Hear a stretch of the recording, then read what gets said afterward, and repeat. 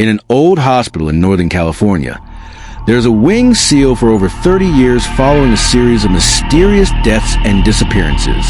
No one dares approach it, except Justin, the young nurse who discovers that the wing is not just a place, but a living entity that consumes souls. This is a story of terror and pursuit, where shadows, voices, and dark secrets stalk anyone who dares to enter. Chapter 1, The Door That Should Never Knock. It was nearly 2 a.m. at St. Alden's Medical Center in Northern California, and the building felt unnaturally still, as if the entire hospital was holding its breath. The weak fluorescent lights flickered every few seconds, buzzing like something whispering from inside the walls. The hallways stretched endlessly, silent except for the steady rhythm of Justin's footsteps during his night shift. Justin sensed something heavy in the air, a pressure that made every breath feel slightly harder. As he walked toward the supply room on the lower floor, a sudden chill crawled across his back, cold enough to feel like ice, even though all the windows were shut and every door was sealed tight. Then he stopped. To his left was a dim, narrow hallway ending in a single old door with a rusted metal sign barely hanging onto it. Ward 9, closed. Every employee knew the stories. The deaths, the unexplained accidents, the shutdown more than 30 years ago. No one entered. No one touched it. No one even looked at it for more than a second. But Justin couldn't shake the feeling that someone was standing behind that door, waiting for him, watching him. And then the knocking started, soft at first. A faint, almost polite tap, then stronger and stronger, until the entire door shuddered violently with each hit, as if a trapped person was punching their way out. Justin froze. The sound was coming from inside, but Ward 9 had been sealed for decades. He took one cautious step forward. The knocking grew frantic, desperate, pounding harder and faster, as though whoever was inside knew Justin could hear them. Then suddenly, the knocking stopped. A long, sharp scraping sound slid across the wood. Something with nails or claws. A whisper seeped from beneath the door, so faint it seemed like it came from inside his own skull. "Help me." Justin stumbled back, breath shaking, heartbeat painful. He ran from the hallway, refusing to look behind him. But as he fled, the knocking resumed, furious, relentless, echoing to the corridor long after he disappeared from sight. Chapter 2, The Woman Who Shouldn't Exist. The next night, Justin tried to convince himself that what happened was exhaustion, maybe stress, maybe a hallucination from too many night shifts. But as soon as he stepped onto the 4th floor, he realized something was wrong. The air was cold, unnaturally cold. So cold that he could see his breath drifting in front of him like fog. The hallway lights flickered violently at the far end, casting long shadows that stretched and twisted with every dim pulse. Justin clutched the patient files in his hand, trying to focus on work, but every instinct screamed that someone was watching him. He slowly lifted his head, and she was there. A woman stood at the far end of the hallway, long white hair that looked like strands of snow, a faded hospital gown that belonged to a different decade, maybe a different century. She didn't move. She didn't blink. She just stared at him with hollow, bottomless black eyes. Justin froze, then forced himself to approach. "Ma'am, are you lost? Do you know your room number?" Nothing, just that lifeless stare. As he stepped closer, she tilted her head slowly, far too slowly, her neck cracking like old wood bending under pressure. "My room," she whispered, voice rusty and broken. "Is there?" She lifted one trembling finger toward the end of the hallway, toward the forbidden wing. Ward 9. Justin's blood turned cold. "That wing has been closed for 30 years. You can't be from there." The woman's lips stretched into a wide, impossible smile, too wide for any human face. "Closed for you," she croaked. "Not for us." And in the blink of an eye, she vanished. No footsteps, no movement, no fading figure. She simply wasn't there anymore. Justin bolted to the nurse's station, demanding her patient file. The staff searched, flipping page after page, but the answer was the same. Justin. There is no woman like that in this hospital. No one with white hair. No one in that gown. Not tonight. Not this month. Before he could respond, the lights behind him shut off, all at once. Then one light flicked on, then the next turned off, then the next flicked on, as if something was walking toward him, step by step, in the darkness. Following him, slow, wet footsteps echoed behind him. Talk, talk, talk.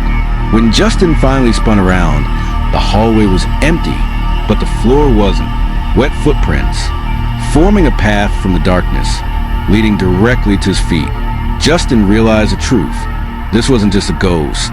This was something attached to him. Chapter 3. Entering the Forbidden Wing. After weeks of unrelenting terror, Justin made a decision he knew would change his life forever. He had to see Warden 9 for himself. The wing had been taunting his mind every night, and the strange woman appeared again and again, sometimes at the end of the hallway, sometimes reflected in a window, sometimes standing silently behind him in patient rooms. He knew in his heart that if he didn't confront it, he would lose his mind completely. Midnight struck as he approached the forbidden corridor. The air was colder than ever, each breath cutting like shards of ice. The door that had been locked for decades, with its rusty chain, now stood open, almost inviting. Justin touched the chain. It fell into his hand with no resistance, as if the wing itself had granted him permission. He stepped inside. The air was sharper, heavier than anything he had ever felt. Every step burned his skin. The emergency lights flickered weakly, revealing rows of decaying beds, rusted carts, and cracked monitors. Paper littered the floor, patient files eaten by mold and time. Everything was dead or appeared dead, but the atmosphere was alive, alive with fear. On the walls, red, smeared handwriting screamed, "They see you. Run before they see you." Before Justin could react, every side door suddenly swung open. The sound reverberated through the entire wing, like a massive heartbeat. From the shadows came hundreds of voices, overlapping screams, moans, and chains dragging.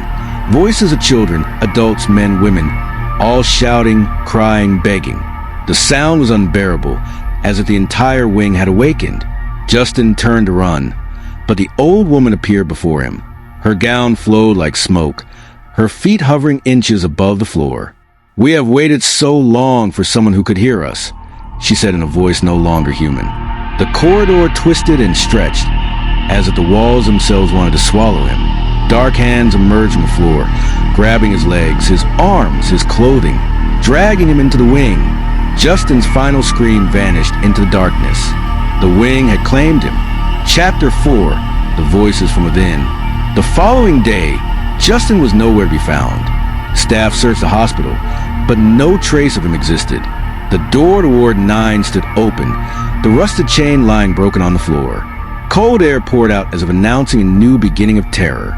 Nurses tried to enter, but a suffocating sense of fear and panic prevented them. On one of the old beds lay a patient file, extremely old yet freshly written. The name, Justin Cole. Under time of death, it read, "Claimed by the wing." A smudged fingerprint accompanied it, indistinct but chilling. Inside, sound grew louder.